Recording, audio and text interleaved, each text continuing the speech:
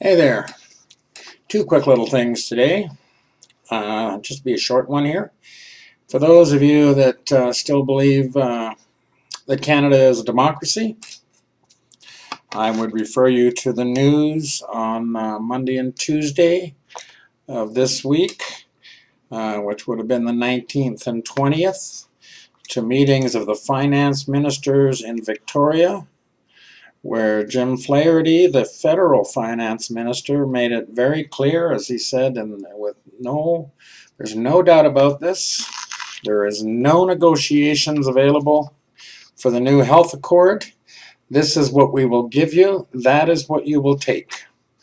Well, when we have a federal cabinet minister refusing to negotiate with provincial cabinet ministers, that's no longer a democracy. We now live in an autocratic country, and an autocratic country is all focused behind one person, which is our leader, Stephen Harper. He's not my leader, but unfortunately he's been elected. So wake up, because that's not democratic process. It's not democratic process when you decide you're not going to adhere to a federal Supreme Court decision, which is exactly what Harper has done when it comes to the Canadian Wheat Board. And he's pressuring David Johnston, the Governor General, to proclaim this, even though it's under a shroud right now created by the Supreme Court, saying that this hasn't been done according to Hoyle.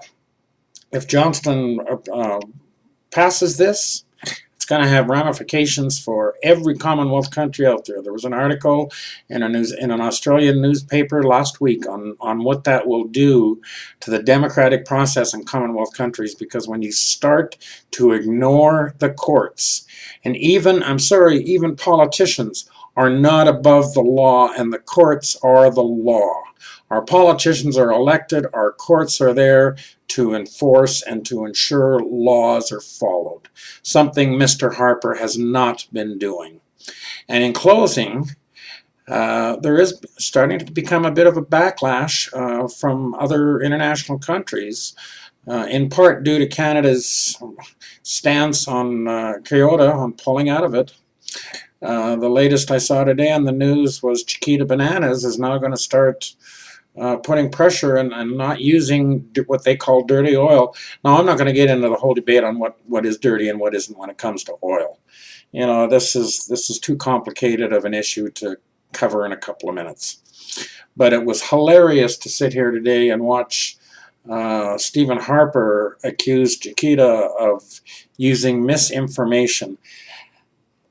Mr. Harper is the king of misinformation. He's turned this into a science.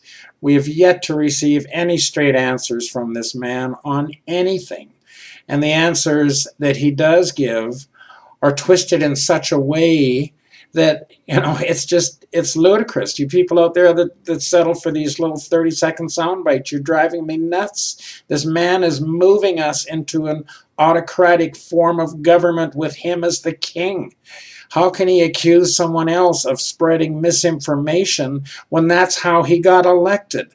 The man ran on a platform of open, transparent government, and we're facing the most secretive government in the history of this country. He's using closure. He's moving committees behind in-camera sessions, so we don't know what's going on. He's ending debate on everything. He slid in, I don't know how many of you has paid attention to this, I sure as heck did, because it has major effects on our human rights. He slid in this Office of Religious Freedoms behind closed doors.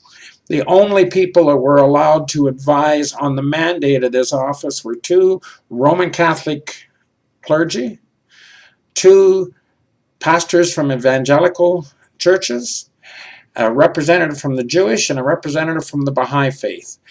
God help all of the Islamics, the Buddhists, everybody else out in this country, because we now have a national Office of Religious Freedoms, church should be kept out of government, but that's not guaranteed in Canada. Might be in the States, but it's not here. But this is all part of the misinformation we're continually getting from this government. So have a Merry Christmas.